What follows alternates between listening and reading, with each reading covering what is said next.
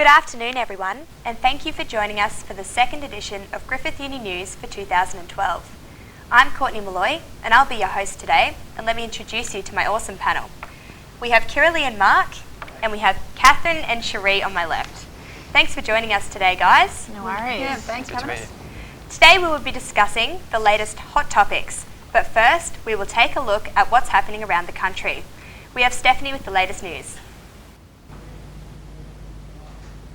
Thanks, Courtney. Griffith University has a high dropout rate according to the 2013 Good University Guide. Regarded as a snapshot of the state tertiary education in Australia, Griffith University's Gold Coast campus recorded a 21.45% dropout rate in undergraduate studies. Former Roosters and Cowboys NRL player Anthony Watts has been rushed to hospital after being involved in a stoush at the Miami home of his ex-fiancée. Watts was seen attempting to enter the home around 8 a.m. and was later found by police shaking on the ground. It is believed he was treated for intoxication. Petrol thefts have almost doubled in the past year on the Gold Coast, prompting more prepaid pumps and harsher repercussions for perpetrators. Authorities blame the surge in fuel prices and other cost of living expenses. An 8-year-old girl has urged other children to join the fight for global Islamic State on Sunday, following the weekend protests. Ruqayya delivered her controversial speech to an audience of 600 at the Muslims Rise conference in Sydney. Prince Harry was moved to a secure location during a deadly Taliban attack on Camp Bastion during his second tour of Afghanistan. The Taliban attacked the camp last week, killing 2 US Marines and destroyed 6 Harrier jets. Those are the latest headlines. Now back to you on the panel. Thanks for that, Steph. Now to talk about the violent Islamic protests that have occurred in Sydney. Protests say that a video was uploaded and hijacked. Extremists have protested in violent and ugly riots. Now to the panel, what do you guys think about this?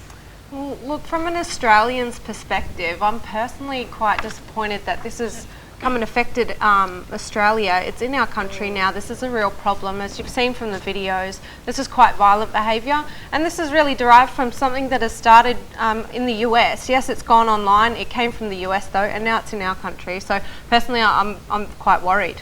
I think it's getting a little bit out of proportion though. You're talking about 500 or 600 individuals in a population of an estimated 400,000 Muslims in the country.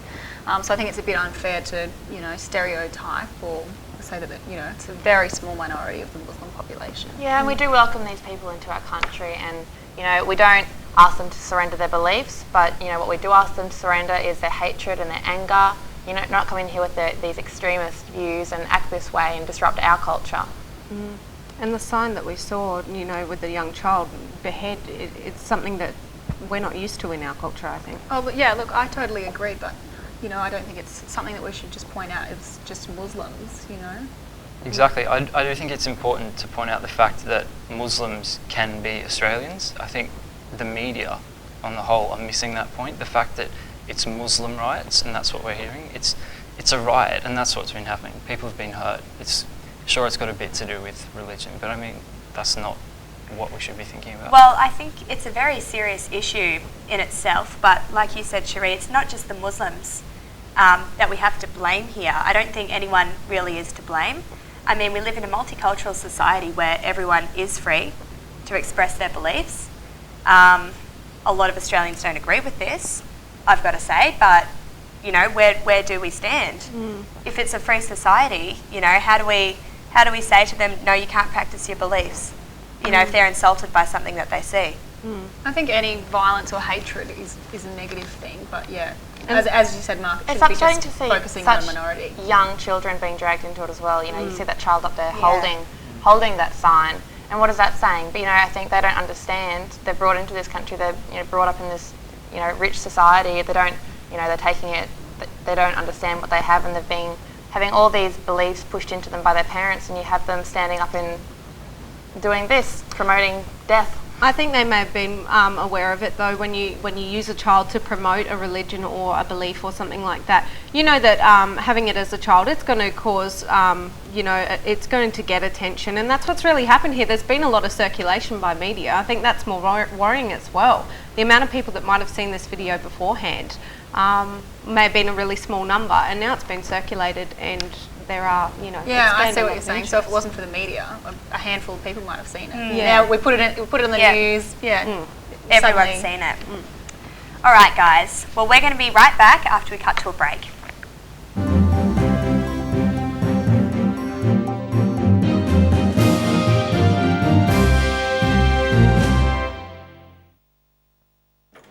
Being the managing director of an events management business and working with clients like Lady Gaga and Guns N' Roses isn't all rock and roll. There's serious decisions that need to be made. I've got to know what I'm doing. First place I learnt the power of knowledge was Griffith University. Griffith taught me how to apply what I know to the big picture and the big issues. I know how to find ways to keep the show on the road. Well, guess my job is a bit rock and roll then, isn't it? Griffith University. When you know more, you can do more.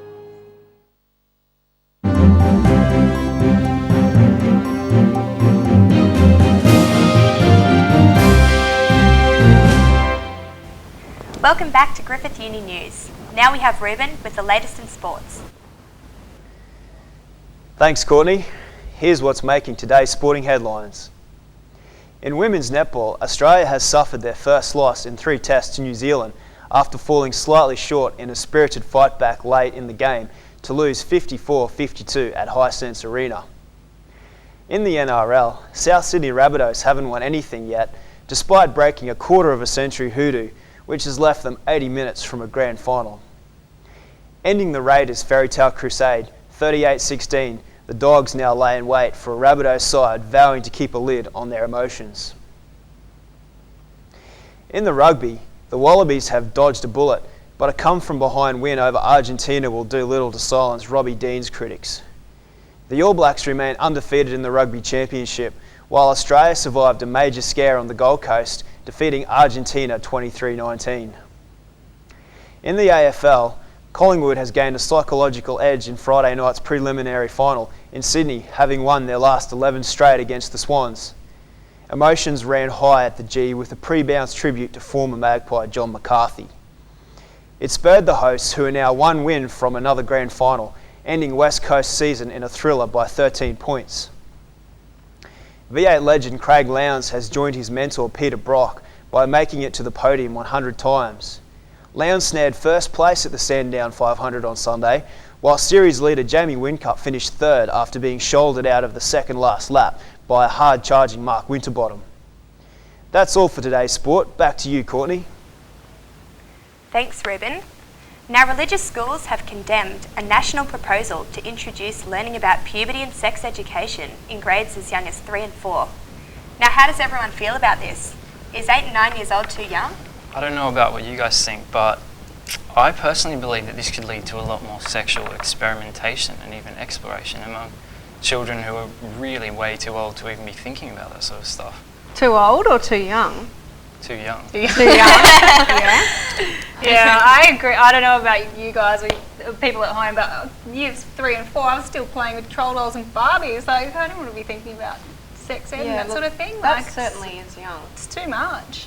And like even 5 and 6, you've got going to high school and you've got all this other turbulence. I don't know. Leave it for the parents, I think. But you can explain anything to anyone, but whether they're mature enough to understand it or not is another thing. That's a good point. Yeah, I agree. But I do think it's something that could definitely be looked at. I remember when I was doing school, sex education was very rare, very limited, and I was kind of excited to do the classes because it's not something you want to ask, and it was brought to you. Well, exactly. That could be an issue as well. How to explain it. You might want them to know about it, but the teacher's comfortable telling them at such a young age. So why don't they offer advice to parents? Because they're also very uncomfortable at how to be, speaking to their children. So why not offer advice to the parents on how to approach their children on this subject matter? Because it is very touchy. It's a good solution. I think the issue is age, I guess. But the Australian Medical Association has come out and said that most Australian kids, it's rare for them to reach puberty before 11 or 12 years old. So essentially 11 and 12-year-olds are needing to be prepared and have some information. I agree with you there on the puberty side of things, but the sex ed is, I think, me personally, I think that's too young. I think the sex ed is taking it too far, personally. I mean, I don't have kids myself, but, you know, I know that if I had kids, I don't think I'd want them knowing about sex at 8 or 9. And we don't... You know, I think that's too young, personally. I think it's great that this is being spoken about and it's been brought to the table, but at the same time, I don't think anything needs to be changed. As you brought up though, we don't want to encourage them to recognise sexual feelings at such a young age, but more just maybe preparedness for something that they might be about to go through.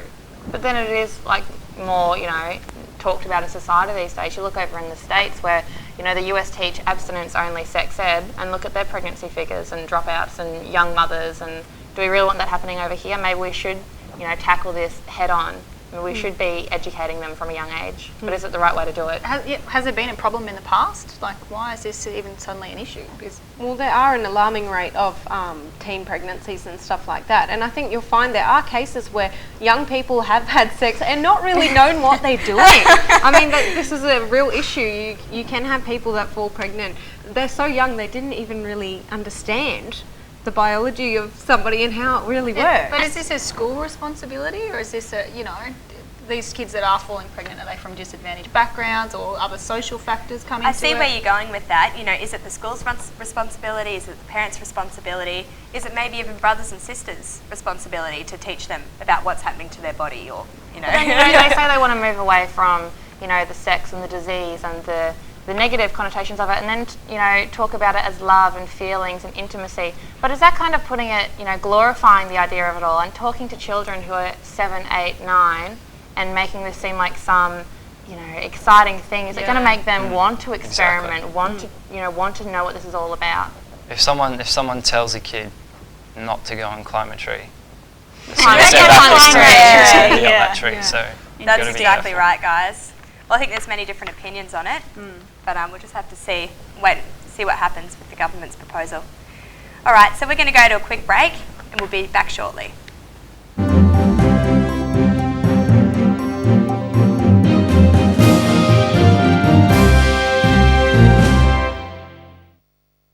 What I've learned about myself and about my sport is the reason why I won gold at the Athens Olympics. And the first place I learned the power of knowledge was through my Griffith Sports Scholarship. Today, my knowledge is why athletes come to me for coaching, and it's why I'm commentator at the SBS National Road Series. It's safe to say that what I know, and a bit of hard work, have always kept me in front. Griffith University, when you know more, you can do more.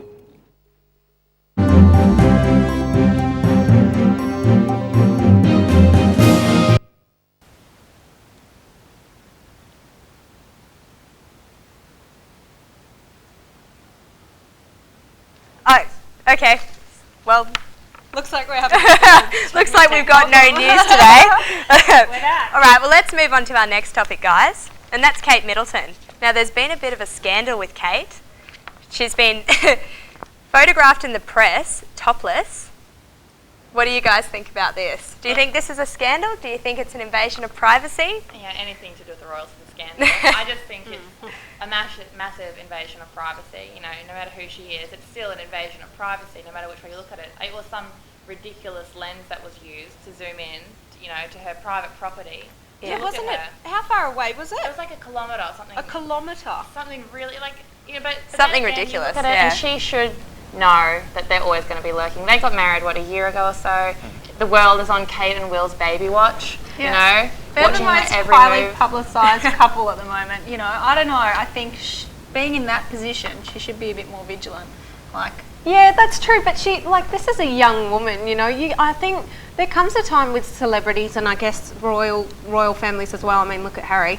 That, you know, they sort of go, yes, the media is out there, yes, the media is watching, but I have to live my life, you know. So, but I suppose there is an issue of responsibility, and it's not like she didn't take nude pictures and nothing was leaked to the media. It was not her sending some saucy pictures to Will's. That's you know. right. I think the term, as soon as you hear topless photos, it's got negative connotations because of what we've seen in the past, you know, celebrities that take photos of themselves, or it's the ex-boyfriend or something along the lines of that. It is interesting that you're mentioning celebrities, because a lot of people have sort of been asking the question, is a royal a celebrity? I mean, obviously not of their own making. Why would they don't sort of choose to be in the position? It just comes with everything that it has. Do you think if you married the Prince of Britain, you don't expect to be a celebrity? I don't know. I think she knew what she was getting into when she married into the royal family. Yeah. But I mean, I don't know.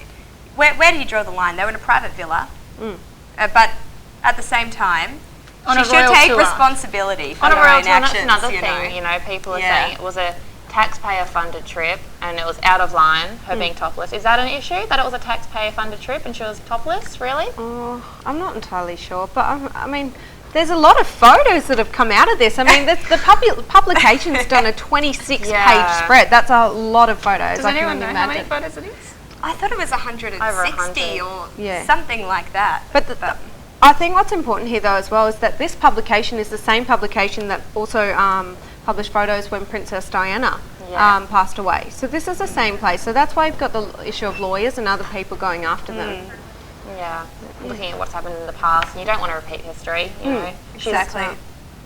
Yeah, well, they're going to court today about the photos in France, but now we have Jennifer with the weather. We'll be right back. Well, it wasn't your usual sunny day at Surfers Paradise, with cloud and constant drizzle throughout the day, which only gave us 8 millimetres of rain. Now, taking a look at the temperatures we reached around the country, it was 21 for Brizzy and the Gold Coast, also wet and drizzly for Sydney on 21, hot and dry in the Alice on 35, much the same for Darwin and Cairns on 28. Now, we can expect intermittent rain throughout the evening on the coast tonight and may experience a possible shower as that cloud sits along the southeast coast. Now, a trough over the east is deepening, triggering these showers and thunderstorms across inland parts of Queensland, New South Wales and Victoria. And another trough over and low over Western Australia is generating showers and storms across the west and south of the state. And tomorrow's showers should be clearing as this trough will move off the east coast, taking isolated showers and storms to eastern parts of New South Wales and Victoria. And a high will clear most of these showers from the rest of Victoria and Tasmania. Now, taking a look at the 7-day forecast, a possible storm for tonight, but is expected to clear and be mostly sunny for Wednesday on 25 and Thursday 26. Even warmer for Friday on 28, but those showers are likely to return. A possible shower for Saturday also, but clearing up for your Sunday. And it looks like summer is fast approaching with warm, wet weather set to continue. I'm Jennifer for this week's weather on Griffith Uni News. Welcome back. Now we're going to cross to Diana with the latest headlines. Thanks, Courtney. Good afternoon, I'm Diana Prince and these are the latest news headlines here on Griffith Uni News. A massive search is underway for 3 men missing after a boating accident at St George's Basin just off the New South Wales south coast. 1 man was rescued by a local resident on a paddleboard. It is understood none of the men were wearing life jackets. Firefighters in Melbourne say smoke alarms helped save a family of 5, including 2 children who escaped when the fire engulfed their home this morning. The family dog also survived. A truck driver has been killed in a serious accident just north of Brisbane. The truck overturned on the on-ramp to the Gateway motorway, causing long delays this morning. A female passenger remains in hospital. New South Wales police are searching for the mastermind behind the weekend's violent riots in Sydney's CBD. A mass text message was sent from a computer urging the group to rally. And William and Kate have been enjoying some Solomon Island hospitality as their lawyers prepare to launch legal action over those topless photos. That's the news headlines today, and now I'll hand you back to our panel. Well, that's all we have time for today. Thanks, guys. Thanks for joining us today. And don't forget to check us out on Facebook and tune into YouTube if you've missed an episode. Thanks for joining us, and we'll see you same time again next week with the hot issues. We're Griffith Uni News. Good night.